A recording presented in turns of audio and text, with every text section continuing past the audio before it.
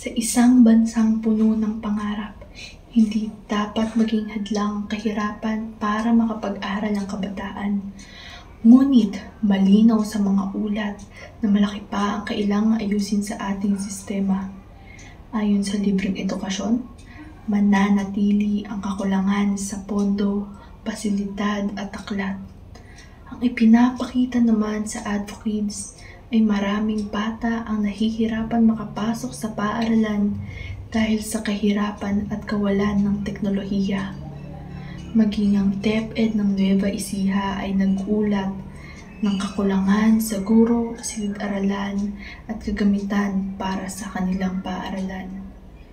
Hindi natin maaaring ipagwalang bahala ang katotohanan ito.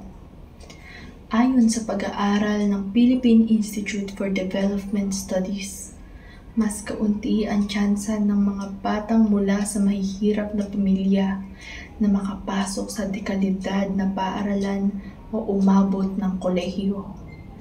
Kahit may libreng tuition, hindi sila natutulungan ng sapat dahil sa gastusin tulad ng pamasahe, pagkain at kagamitan. Pinapakita rin nito na kulang ang mga guro, lumang pasilidad at mga problemang binanggit ng DepEd ng Nueva Ecija.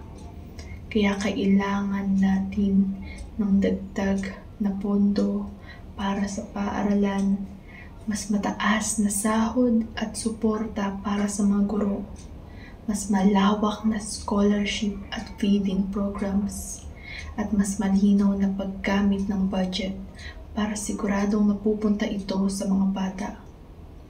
Hindi natin maaaring hayaan ng pangarap ng mga kabataan ay mapigilan ng kakulangan ng ating sistema.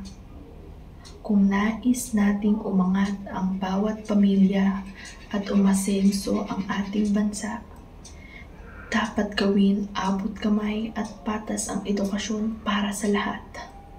Sa pag-ayos ng pasilidad, pagpapatibay ng suporta at pagbigay ng tunay na oportunidad, masisiguro natin ng bawat Pilipino ay may matibay na pundasyon para sa kanilang kinabukasan. Ang pangarap nila ay dapat hindi mahadlangan. Dapat natin itong tulungan maging realidad.